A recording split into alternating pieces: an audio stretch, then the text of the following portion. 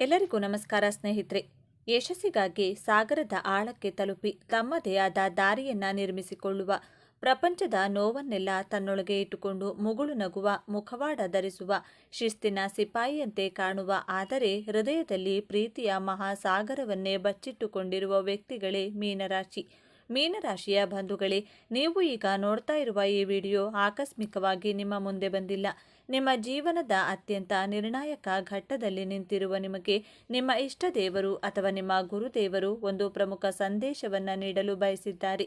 ದೈವ ಬಲವಿರುವಂತಹ ಗುರು ಹಾಗೂ ಶುಕ್ರ ಗ್ರಹದ ಆಶೀರ್ವಾದವಿರುವಂತಹ ಜೀವನದಲ್ಲಿ ಎಂತಹ ಧರ್ಮ ಸಂಕಷ್ಟಗಳು ಕಷ್ಟಗಳು ಬಂದು ಅದನ್ನೆಲ್ಲ ತಾಳ್ಮೆಯಿಂದ ಜಯಿಸುವಂತಹ ಬ್ಯೂಟಿಫುಲ್ ಮೀನರಾಶಿ.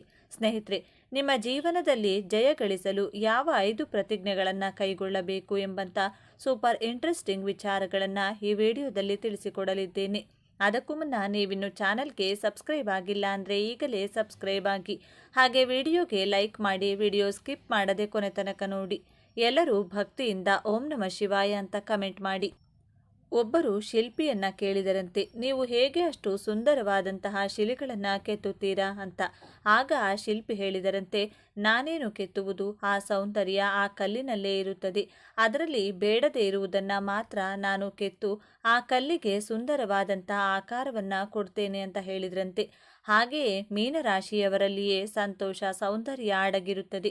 ದೇವರು ಕೆಲವು ಕಷ್ಟಗಳನ್ನು ಪರೀಕ್ಷೆಗಳನ್ನು ಕೊಟ್ಟು ನಿಮ್ಮಲ್ಲಿರುವಂತಹ ಬೇಡದೇ ಇರುವಂತಹ ಅನಾವಶ್ಯಕ ವಿಚಾರಗಳನ್ನು ಕಿತ್ತು ಬಿಸಾಕಬೇಕು ಅಂತ ಹಾಗೆ ಮಾಡ್ತಾರೆ. ಸಂತೋಷ ನಮ್ಮಲ್ಲಿಯೇ ಇರುತ್ತದೆ. ಯಾವ ವಿಚಾರಗಳನ್ನು ನಿಮ್ಮ ಜೀವನದಿಂದ ದೂರ ಮಾಡಿದರೆ ನೀವು ಸಂತೋಷವಾಗಿರಬಹುದು ಹಾಗೂ ಜೀವನದಲ್ಲಿ ಯಶಸ್ಸಿನ ಪತಾಕೆಯನ್ನು ಆರಿಸಬಹುದು ಅಂತ ನೋಡೋಣ. ಮೀನರಾಶಿಯವರಿಗೆ ದೇವರು ಕಷ್ಟ ಕೊಡುತ್ತಿದ್ದಾರೆಂದರೆ ನಿಮ್ಮನ್ನ ಮತ್ತಷ್ಟು ಗಟ್ಟಿಗೊಳಿಸಲು, ಆ ಕಷ್ಟಗಳನ್ನು ಎದುರಿಸುವಷ್ಟು ಬಲಗೊಳಿಸುತ್ತಾರೆ ಅಂತ ತಿಳ್ಕೊಳ್ಳಿ. ಕಷ್ಟ ಬಂದಾಗ ಕುಗ್ಗದೆ ಧೈರ್ಯವಾಗಿರಬೇಕಾಗುತ್ತದೆ. ಮೀನರಾಶಿಯವರು ಜೀವನದಲ್ಲಿ ಯಶಸ್ಸನ್ನ ಪಡೆಯಲು ಬೇಕಾದಂಥ ಮೊದಲನೆಯ ಪ್ರತಿಜ್ಞೆ ಸೆಲ್ಫ್ ಡೌಟನ್ನು ಬಿಡಬೇಕಾಗುತ್ತದೆ. ನನ್ನ ಸಾಮರ್ಥ್ಯವನ್ನು ನಾನು ನಂಬುತ್ತೇನೆ ಎಂಬಂತಹ ಪ್ರತಿಜ್ಞೆಯನ್ನು ಮಾಡಿ. ಮೀನರಾಶಿಯು ಗುರುಗ್ರಹದ ಅಧಿಪತ್ಯವಿರುವಂತಹ ಜ್ಞಾನವಂತ ಸೌಂದರ್ಯವಂತ ರಾಶಿ. ಮೀನರಾಶಿಯಲ್ಲಿ ಜ್ಞಾನಕಾರಕ ಗುರುಗ್ರಹ, ಸೌಂದರ್ಯಕಾರಕ ಶುಕ್ರಗ್ರಹ ಉಚ್ಚತ್ವವನ್ನು ಪಡೆಯುವಂತಹ ರಾಶಿ. ಆದರೆ ಬುಧಗ್ರಹ ನೀಚವಾಗುವಂತಹ ರಾಶಿಯಾಗಿರುವುದರಿಂದ ಕೆಲವು ತೀರ್ಮಾನ ತೆಗೆದುಕೊಳ್ಳಲು ಸ್ವಲ್ಪ ಒದ್ದಾಟ ಮಾಡ್ತೀರಾ. ಆದ್ದರಿಂದ ನಿಮ್ಮ ಸಾಮರ್ಥ್ಯದ ಮೇಲೆ ನಂಬಿಕೆಯನ್ನು ಇಡಬೇಕಾಗುತ್ತದೆ. ಸೆಲ್ಫ್ ಡೌಟನ್ನು ಬಿಡಬೇಕಾಗುತ್ತದೆ. ನನ್ನ ಕೈಯಲ್ಲಿ ಈ ಕೆಲಸ ಮಾಡಲು ಸಾಧ್ಯನಾ ಎಂಬಂಥ ಸೆಲ್ಫ್ ಡೌಟನ್ನು, ಆ ಮನಸ್ಥಿತಿಯಿಂದ ಹೊರಗಡೆ ಬನ್ನಿ. ನಿಮ್ಮ ಮೇಲೆ ನೀವು ನಂಬಿಕೆ ಇಡಿ. ಮೀನರಾಶಿಯವರಿಗೆ ಕಲಾ ಸರಸ್ವತಿಯ ಸಂಪೂರ್ಣ ಆಶೀರ್ವಾದವಿರುತ್ತದೆ. ಭಯಪಡದೆ ನಿಮ್ಮಲ್ಲಿರುವಂತಹ ಕೌಶಲ್ಯಗಳನ್ನು ಸಾಮರ್ಥ್ಯಗಳನ್ನು ಬಳಸಿಕೊಂಡು ನಿಮ್ಮ ಜೀವನದಲ್ಲಿ ಯಶಸ್ಸನ್ನು ಖಂಡಿತವಾಗಿಯೂ ಪಡೆಯುತ್ತೇನೆ ಎಂಬಂತಹ ಸಂಕಲ್ಪವನ್ನು ಮಾಡಿ.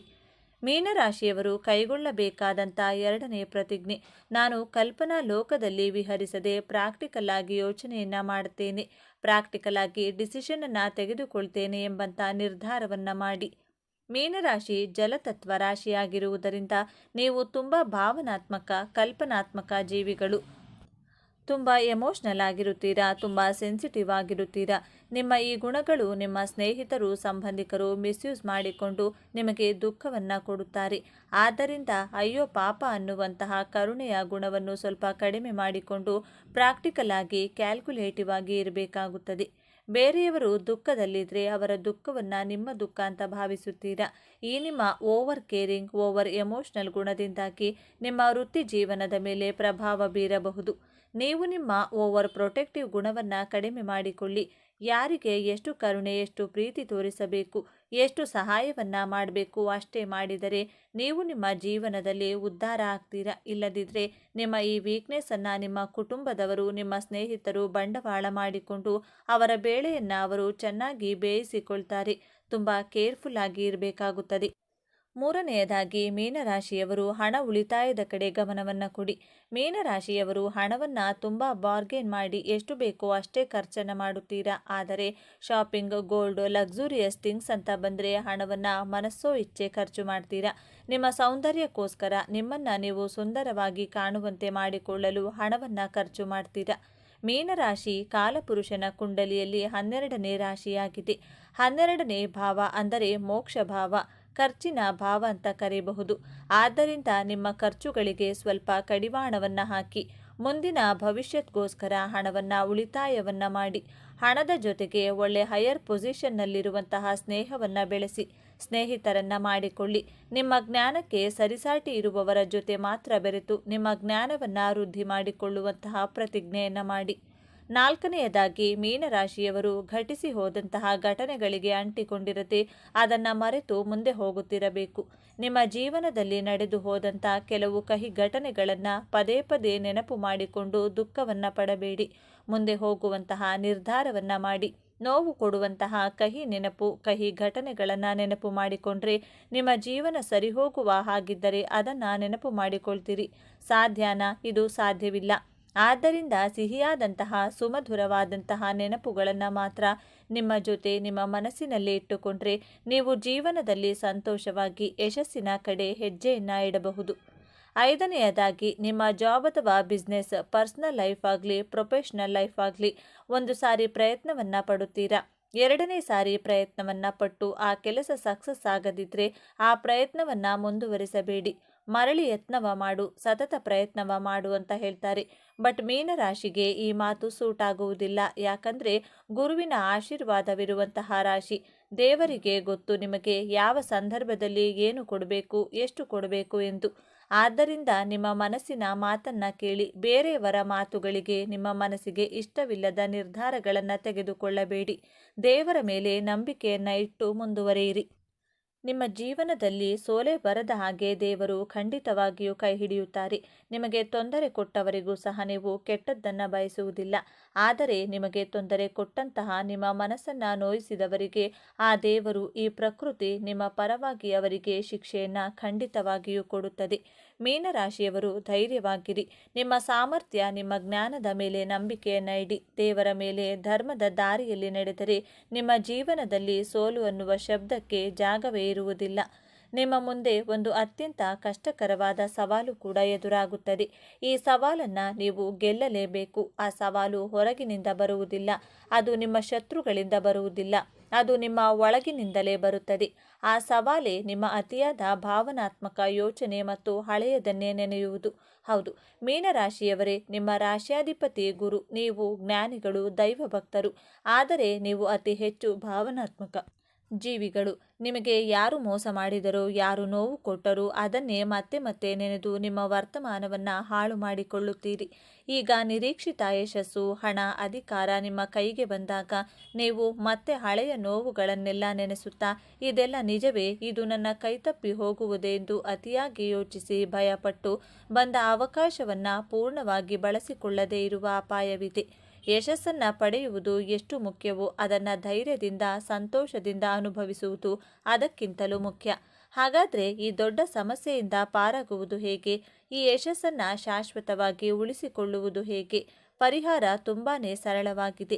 ಆದರೆ ಇದನ್ನು ನೀವು ಅತ್ಯಂತ ಶ್ರದ್ಧೆಯಿಂದ ಪಾಲಿಸಬೇಕು. ನಿಮಗೆ ನೋವು ಕೊಟ್ಟವರನ್ನು ಮನಸ್ಸಿನಿಂದಲೇ ಕ್ಷಮಿಸಿಬಿಡಿ. ಅವರಿಗಾಗಿ ಅಲ್ಲ, ನಿಮ್ಮ ಮಾನಸಿಕ ಶಾಂತಿಗಾಗಿ. ಹಳೆಯ ಗಾಯವನ್ನು ಕೆರೆದು ನೋವು ಮಾಡಿಕೊಳ್ಳುವುದನ್ನು ಸಂಪೂರ್ಣವಾಗಿ ನಿಲ್ಲಿಸಿ. ನಿಮ್ಮ ರಾಶ್ಯಾಧಿಪತಿಯಾದ ಗುರುವಿನ ಕೃಪೆಗಾಗಿ ಪ್ರತಿ ಗುರುವಾರ ಹತ್ತಿರದ ದೇವಸ್ಥಾನಕ್ಕೆ, ವಿಶೇಷವಾಗಿ ದತ್ತಾತ್ರೇಯ, ಸಾಯಿಬಾಬಾ ಅಥವಾ ರಾಘವೇಂದ್ರ ಸ್ವಾಮಿಗಳ ಮಠಕ್ಕೆ ಹೋಗಿ. ಅಥವಾ ಹಸಿದವರಿಗೆ ಕಡಲೆಬೇಳೆ ಅಥವಾ ಬಾಳೆಹಣ್ಣನ್ನು ದಾನ ಮಾಡಿ. ಇದು ನಿಮ್ಮ ಮನಸ್ಸನ್ನು ಸ್ಥಿರವಾಗಿಸಿ ಭಾವನಾತ್ಮಕ ಒತ್ತಡದಿಂದ ಹೊರಬರುವ ಶಕ್ತಿ ನೀಡುತ್ತದೆ. ನಿಮಗೆ ಯಶಸ್ಸು ಸಿಕ್ಕಾಗ, ಹಣ ಬಂದಾಗ ಅದನ್ನು ತಲೆಗೆ ಏರಿಸಿಕೊಳ್ಳಬೇಡಿ.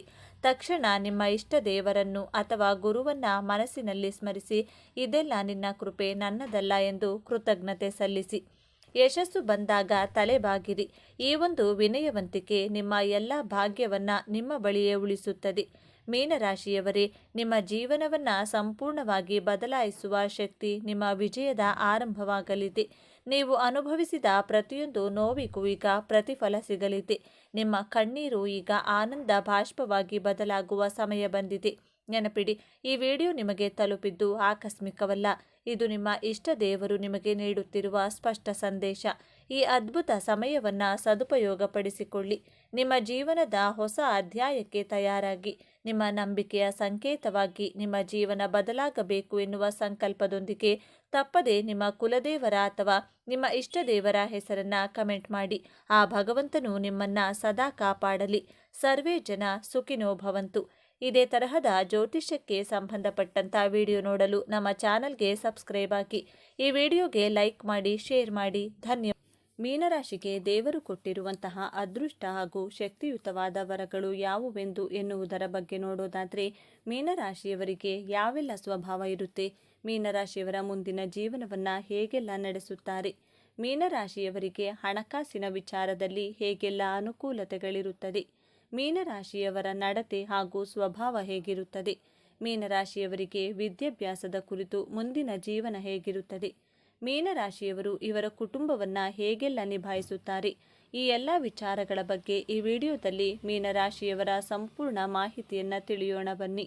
ಅದಕ್ಕೂ ಮೊದಲು ನೀವೇನಾದರೂ ದೇವರು ಮತ್ತು ಜ್ಯೋತಿಷ್ಯ ಶಾಸ್ತ್ರವನ್ನು ನಂಬುವುದಾದರೆ ಈ ವಿಡಿಯೋಗೆ ಈಗಲೇ ಲೈಕ್ ಮಾಡಿ ಮತ್ತು ತಪ್ಪದೇ ನಮ್ಮ ಚಾನಲ್ಗೆ ಸಬ್ಸ್ಕ್ರೈಬ್ ಮಾಡಿಕೊಳ್ಳಿ.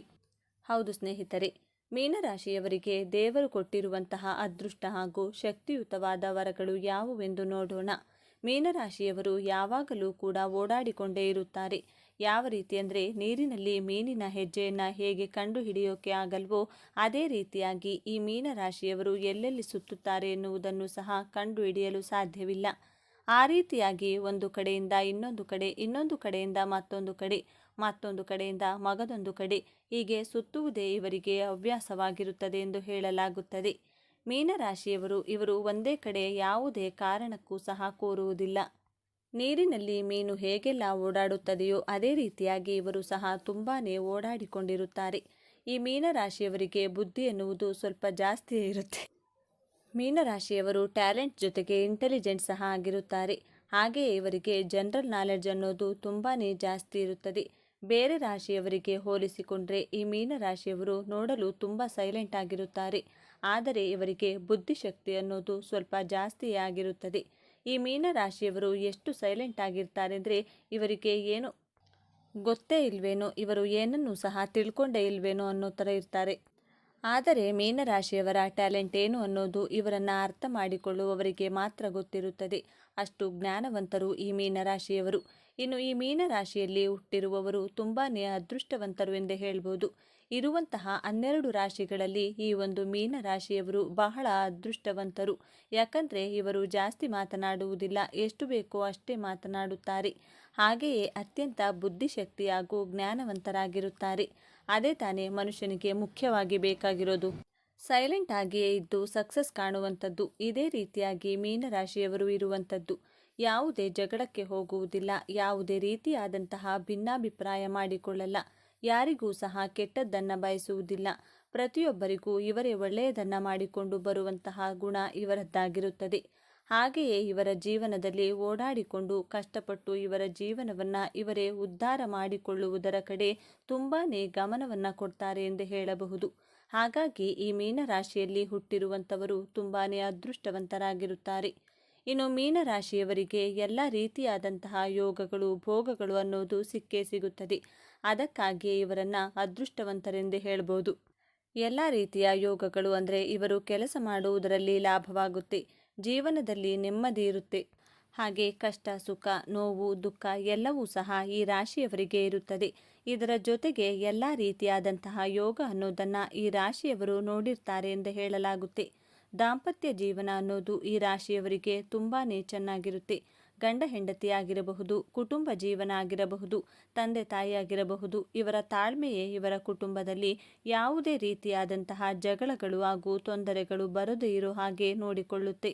ಇವರಿಗೆ ಇವರ ತಾಳ್ಮೆಯೇ ಕಾಪಾಡುತ್ತದೆ. ಹಾಗಾಗಿ ಗಂಡ ಹೆಂಡತಿ ನಡುವೆ ಸಾಮರಸ್ಯ ಅನ್ನೋದು ಚೆನ್ನಾಗಿರುತ್ತೆ. ಯಾವಾಗಲೂ ಗುದ್ದಾಟ ಮಾಡೋದು, ಜಗಳ ಆಡೋದು ಈ ಥರ ಏನೂ ಇರೋದಿಲ್ಲ. ಒಂದು ವೇಳೆ ಜಗಳ ಏನಾದರೂ ಆಡಿದರೆ ಗಂಡ ಹೆಂಡತಿ ಇವರಲ್ಲಿ ಮೀನರಾಶಿಯವರೇ ಅಡ್ಜಸ್ಟ್ ಮಾಡಿಕೊಂಡು ಹೋಗ್ತಾರೆ. ಯಾಕಂದರೆ ಅವರು ಜ್ಞಾನವಂತರಾಗಿರೋದ್ರಿಂದ ಸಂಸಾರವನ್ನು ಚೆನ್ನಾಗಿ ನಡೆಸಿಕೊಂಡು ಹೋಗ್ತಾರೆ. ಈ ರಾಶಿಯವರು ಯಾವ ಕಡೆ ಫೋಕಸ್ ಮಾಡಿದರೆ ಒಳ್ಳೆಯದಾಗುತ್ತದೆ, ನಾವು ಯಾವ ಕಡೆ ಟೈಮ್ ಸ್ಪೆಂಡ್ ಮಾಡಿದರೆ ಲಾಭವಾಗುತ್ತದೆ, ಸುಖ ಸುಮ್ಮನೆ ಜಗಳ ಆಡಿಕೊಂಡು ನಿಂತ್ಕೊಂಡ್ರೆ ಅದರಿಂದ ಏನಾದರೂ ಒಳ್ಳೆಯದು ಇದೆಯಾ ಅಂತ ಹೇಳಿ ಅವರು ಯೋಚನೆಯನ್ನು ಮಾಡ್ತಾರೆ. ಈ ಮೀನರಾಶಿಯವರ ದಾಂಪತ್ಯ ಜೀವನ ಸಹ ತುಂಬಾ ಚೆನ್ನಾಗಿರುತ್ತದೆ. ಕುಟುಂಬ ಜೀವನದ ನಿರ್ವಹಣೆಯೂ ಸಹ ತುಂಬ ಚೆನ್ನಾಗಿರುತ್ತದೆ. ಹಾಗೆಯೇ ಈ ಮೀನರಾಶಿಯವರು ಧರ್ಮಶಾಸ್ತ್ರ ಅನ್ನೋದನ್ನು ಜಾಸ್ತಿ ಪಾಲನೆ ಮಾಡ್ತಾರೆ. ಧರ್ಮಶಾಸ್ತ್ರ ಎಂದರೆ ಧರ್ಮಕ್ಕೆ ಬೆಲೆ ಕೊಡೋದು. ನನ್ನ ಧರ್ಮಕ್ಕೆ ನಾನು ಏನಾದರೂ ಒಳ್ಳೆಯದು ಮಾಡಬೇಕು. ನಾನು ಯಾರೊಬ್ಬರಿಗೂ ಸಹ ಕೆಟ್ಟದ್ದನ್ನು ಬಯಸಬಾರದು. ಶಾಸ್ತ್ರಗಳನ್ನು ಚಾಚೂ ತಪ್ಪದೆ ಫಾಲೋ ಮಾಡಬೇಕು. ಈಗ ಹಿಂದೆ ಏನಾದರೂ ಹಿರಿಯರು ಒಂದು ಶಾಸ್ತ್ರ ಸಂಪ್ರದಾಯವನ್ನು ಮಾಡಿದರೆ ಅದು ನಮ್ಮ ಒಳ್ಳೆಯದಕ್ಕೆ ಆಗಿರುತ್ತದೆ ಎಂದು ಹೇಳಿ ಈ ಮೀನರಾಶಿಯವರು ಶಾಸ್ತ್ರ ಸಂಪ್ರದಾಯ ದಾನ ಧರ್ಮ ಅನ್ನೋದನ್ನು ಅತಿ ಹೆಚ್ಚಾಗಿ ಮಾಡ್ತಾ ಇರ್ತಾರೆ. ಹಾಗಾಗಿ ಈ ರಾಶಿಯವರನ್ನು ಸಮಾಜದಲ್ಲಿ ಉತ್ತಮ ರೀತಿಯಿಂದ ನೋಡ್ತಾರೆ ಎಂದು ಹೇಳ್ಬೋದು. ಇನ್ನು ಈ ಮೀನರಾಶಿಯವರು ದಾನ ಧರ್ಮ ಮಾಡೋದ್ರಲ್ಲಿ ಎತ್ತಿದ ಕೈ ಇವರದ್ದು ಎಂದೇ ಹೇಳ್ಬೋದು. ದಾನ ಧರ್ಮವೆಂದರೆ ಯಾರಾದರೂ ಸ್ವಲ್ಪ ಕಷ್ಟದಲ್ಲಿದ್ದಾರೆ ಎಂದು ಗೊತ್ತಾದರೆ ಸಾಕು, ಮೀನರಾಶಿಯವರು ಕರಗಿ ಹೋಗ್ತಾರೆ. ಆ ರೀತಿಯಾದ ಮನೋಭಾವವುಳ್ಳಂತಹ ವ್ಯಕ್ತಿಗಳಾಗಿದ್ದಾರೆ ಈ ಮೀನರಾಶಿಯವರು. ಯಾರಿಗಾದರೂ ಕಷ್ಟ ಅಂದರೆ ಸಾಕು, ಅವರು ಬೇಗ ಮರುಗಿ ಬಿಡ್ತಾರೆ. ಹಾಗೆಯೇ ರಸ್ತೆ ಬದಿಯಲ್ಲಿ ಯಾರಾದರೂ ಅಸಹಾಯಕರಿದ್ದರೆ ಅವರಿಗೂ ಸಹ ಸಹಾಯವನ್ನು ಮಾಡ್ತಾರೆ. ಅದಕ್ಕೋಸ್ಕರ ಇವರಿಗೆ ಎಲ್ಲ ರೀತಿಯಾದಂತಹ ಯೋಗಗಳು ಭೋಗಗಳು ಅನ್ನೋದು ಲಭಿಸುತ್ತದೆ. ಮೀನರಾಶಿಯವರು ಇವರು ಯಾರಿಗಾದರೂ ನಾನು ತೊಂದರೆ ಮಾಡಿದರೆ ಅದರಿಂದ ನನಗೂ ತೊಂದರೆ ಆಗುತ್ತದೆ ಎಂದು ಯೋಚನೆ ಮಾಡಿಕೊಂಡು ಅವರ ಜೀವನದಲ್ಲಿ ಅವರು ಸೈಲೆಂಟ್ ಆಗಿರುತ್ತಾರೆ. ನಮ್ಮಿಂದ ಆದರೆ ಎಲ್ಲರಿಗೂ ಒಳ್ಳೆಯದನ್ನೇ ಮಾಡೋಣ, ಇಲ್ಲವಾದರೆ ಯಾರಿಗೂ ಸಹ ಕೆಟ್ಟದ್ದನ್ನು ಮಾತ್ರ ಮಾಡುವುದು ಬೇಡ ಎನ್ನುವ ಹೃದಯ ಇವರದ್ದಾಗಿದೆ. ಇದು ಈ ರಾಶಿಯವರ ಧ್ಯೇಯವಾಗಿರುತ್ತದೆ. ಇನ್ನು ಈ ಮೀನರಾಶಿಯವರಿಗೆ ಮನಸ್ಸು ಚಂಚಲತೆ ಅನ್ನೋದು ತುಂಬ ಜಾಸ್ತಿ ಇರುತ್ತದೆ. ಇವರ ಮನಸ್ಸು ಹೇಗಿರುತ್ತೆ ಅಂದರೆ ಒಂದು ಸಲ ಯೋಚನೆ ಮಾಡೋ ತರಹ ಇನ್ನೊಂದು ಸಲ ಯೋಚನೆ ಮಾಡಲ್ಲ. ಅಂದರೆ ಇವಾಗ ಇರುವ ಬುದ್ಧಿ ಸ್ವಲ್ಪ ಸಮಯದ ನಂತರ ಇರುವುದಿಲ್ಲ. ಈ ಮೀನರಾಶಿಯವರು ಸರಿಯಾಗಿ ಯೋಚನೆ ಮಾಡಿ ನಿರ್ಧಾರ ತೆಗೆದುಕೊಳ್ಳುವುದಿಲ್ಲ. ಚಂಚಲತೆ ಅನ್ನೋದು ತುಂಬಾ ಜಾಸ್ತಿ ಇರುತ್ತದೆ. ಈ ಮೀನರಾಶಿಯವರು ಯಾವುದೇ ವಿಚಾರದಲ್ಲಿ ನಿರ್ಧಾರ ತೆಗೆದುಕೊಳ್ಳಲು ನಾನು ಈ ರೀತಿಯಾಗಿ ಮಾಡಲಾ ಇಲ್ಲವೇ ಆ ರೀತಿಯಾಗಿ ಮಾಡಲಾ, ಈ ನಿರ್ಧಾರವನ್ನು ತಗೊಂಡ್ಲೋ ಬೇಡವೋ ಎನ್ನುವುದನ್ನು ಇವರು ಕರೆಕ್ಟಾಗಿ ಪರ್ಫೆಕ್ಟಾಗಿ ಮಾಡಲು ಕಷ್ಟವಾಗುತ್ತದೆ. ಮನಸ್ಸಿನಲ್ಲಿ ಚಂಚಲ ಎನ್ನುವುದನ್ನು ಇವರು ಜಾಸ್ತಿ ಇಟ್ಕೊಂಡಿರೋದ್ರಿಂದ ನಿರ್ಧಾರಗಳನ್ನು ಸ್ವಲ್ಪ ಚಂಚಲತೆಯಿಂದಲೇ ಮಾಡ್ತಾರೆ. ಇನ್ನು ಈ ಮೀನರಾಶಿಯವರಿಗೆ ದ್ವಿಸ್ವಭಾವದ ಗುಣ ಜಾಸ್ತಿ ಎಂದೇ ಹೇಳ್ಬೋದು. ಮೊದಲೇ ಹೇಳಿದಂತೆ ಒಂದು ಸಲ ಈ ಥರ ಯೋಚನೆ ಮಾಡಿದರೆ ಇನ್ನೊಂದು ಸಲ ಇನ್ನೊಂದು ಥರ ಯೋಚನೆ ಮಾಡ್ತಾರೆ. ಆ ರೀತಿಯಾಗಿ ಯೋಚನೆ ಮಾಡೋದ್ರಿಂದಾನೇ ಇವರಿಗೆ ಮೈನಸ್ ಪಾಯಿಂಟ್ ಆಗಿರುತ್ತದೆ. ಇವರ ಜೀವನದಲ್ಲಿ ಇವರ ಕುಟುಂಬವನ್ನು ತುಂಬಾ ಚೆನ್ನಾಗಿ ನೋಡ್ಕೋತಾರೆ. ಈ ರಾಶಿಯವರು ಕುಟುಂಬದಲ್ಲಿ ಯಾವುದೇ ತರಹದ ಕಲಹವನ್ನು ಮಾಡಿಕೊಳ್ಳಲ್ಲ. ನನ್ನ ಕುಟುಂಬವೇ ನನಗೆ ಮೊದಲು ಎನ್ನುವ ರೀತಿಯಲ್ಲಿ ಕುಟುಂಬಕ್ಕೆ ಪ್ರಿಫರೆನ್ಸನ್ನು ಕೊಡ್ತಾರೆ. ಈ ರೀತಿಯಾಗಿ ಇವರ ಕುಟುಂಬವನ್ನು ನೋಡಿಕೊಳ್ತಾರೆ. ಯಾವುದೇ ರೀತಿಯಾದಂತಹ ಜಗಳಗಳು ಅನ್ನೋದು ತೀರಾ ಕಡಿಮೆ ಇರುತ್ತದೆ. ಜೊತೆಗೆ ಕುಟುಂಬ ಸದಸ್ಯರನ್ನು ಪ್ರೀತಿಯಿಂದ ಕಾಣುತ್ತಾರೆ. ಈ ಮೀನರಾಶಿಯವರು ಬೇಗ ಈಸಿಯಾಗಿ ಎಲ್ಲರನ್ನ ನಂಬುತ್ತಾರೆ. ಹಾಗೆಯೇ ನಂಬಿ ಅಷ್ಟೇ ಬೇಗ ಮೋಸ ಹೋಗ್ತಾರೆ. ಇವರು ಈಸಿಯಾಗಿ ಪ್ರತಿಯೊಬ್ಬರನ್ನು ಇವರೆಲ್ಲರೂ ನಮ್ಮವರೇ, ಎಲ್ಲರೂ ನನ್ನವರೇ ಎಂದು ತುಂಬಾ ಪ್ರೀತಿಯಿಂದ ನಂಬಿಬಿಡ್ತಾರೆ. ಆದರೆ ಈ ರೀತಿಯಾಗಿ ನಂಬುವುದರಿಂದ ಇವರ ಜೀವನದಲ್ಲಿ ಇವರಿಗೆ ನಂಬಿಕೆ ದ್ರೋಹ ಅನ್ನೋದನ್ನು ಇವರ ಜೊತೆಯಲ್ಲಿದ್ದವರೇ ಮಾಡುತ್ತಾರೆ. ಅವರು ಯಾರಾದರೂ ಸರಿ ಅಥವಾ ಇವರಿಗೆ ಯಾರೇ ಸಿಗಲಿ ಅವರನ್ನು ನಂಬಿಬಿಡ್ತಾರೆ. ಮೀನರಾಶಿಯವರನ್ನು ಯಾರಾದರೂ ಏನಾದರೂ ಚೆನ್ನಾಗಿ ಮಾತನಾಡಿಸಿದರೆ ಸಾಕು, ಅವರನ್ನು ವೇಗವಾಗಿ ನಂಬುತ್ತಾರೆ. ಹಾಗೆಯೇ ನಂಬಿಸಿದ ವ್ಯಕ್ತಿ ಇವರಿಗೆ ನಂಬಿಕೆ ದ್ರೋಹ ಮೋಸ ವಂಚನೆ ಈ ಎಲ್ಲವನ್ನೂ ಸಹ ಮಾಡಿ ಹೊರಟು ಹೋಗುತ್ತಾರೆ. ಮೀನರಾಶಿಯವರು ನಿಮ್ಮ ಸ್ನೇಹಿತರ ಜೊತೆಗೆ ಸುತ್ತಾಡುವುದನ್ನು ಜಾಸ್ತಿ ಮಾಡ್ತಾರೆ. ಅಂದರೆ ನಿನ್ನ ಕಾಲಿನಲ್ಲಿ ಚಕ್ರ ಏನಾದರೂ ಇದೆಯಾ ಎಂದು ಕೇಳ್ತಾರಲ್ಲ, ಆ ರೀತಿಯಾಗಿ ಸುತ್ತುತ್ತಾರೆ. ಮೀನರಾಶಿಯವರು ಮೊದಲೇ ಓಡಾಟ ಮಾಡೋದು ತುಂಬಾ ಜಾಸ್ತಿ ಇರೋದ್ರಿಂದ ಇವರ ಫ್ರೆಂಡ್ಸ್ ಯಾರಾದರೂ ಸ್ವಲ್ಪ ಮಾತನಾಡಿದರೆ ಸಾಕು, ಯಾರಾದರೂ ಜೊತೆಯಲ್ಲಿ ಫ್ರೆಂಡ್ಸ್ ಆದರೆ ಸಾಕು, ಅವರು ಎಲ್ಲಿಯಾದರೂ ಹೋಗೋಣವೆಂದರೆ ಸಾಕು, ಇವರು ಆಗೋದಿಲ್ಲ ಎನ್ನುವ ಪ್ರಶ್ನೆಯೇ ಇಲ್ಲ. ಈ ರೀತಿಯಾಗಿ ಈ ಮೀನರಾಶಿಯವರು ಓಡಾಟ ಅನ್ನೋದನ್ನು ಜಾಸ್ತಿ ಮಾಡ್ತಾರೆ. ಅವರ ಕೆಲಸಗಳನ್ನು ಬಿಟ್ಟು ಫ್ರೆಂಡ್ಸ್ಗಳ ಜೊತೆ ಜಾಸ್ತಿ ಸುತ್ತಾಡೋದು ಮಾಡ್ತಾರೆ. ಅಷ್ಟು ಹೃದಯವಂತರು. ಮೀನರಾಶಿಯವರು ಇವರು ಕುಟುಂಬದವರಿಗೆ ಅಥವಾ ಯಾರಾದರೂ ಪರಿಚಯ ಆದರೆ ಅವರನ್ನು ನಂಬುತ್ತಾರೆ. ಅವರಿಗಾಗಿ ಅತಿ ಹೆಚ್ಚು ಹಣವನ್ನು ಖರ್ಚು ಮಾಡ್ತಾರೆ. ಯಾರಾದರೂ ಹಣದ ಸಹಾಯ ಕೇಳಿದರೆ ಇವರಿಂದ ಅಷ್ಟು ಆಗುತ್ತೋ ಇಷ್ಟಾಗುತ್ತೋ ಸಹಾಯ ಮಾಡೇ ಮಾಡ್ತಾರೆ.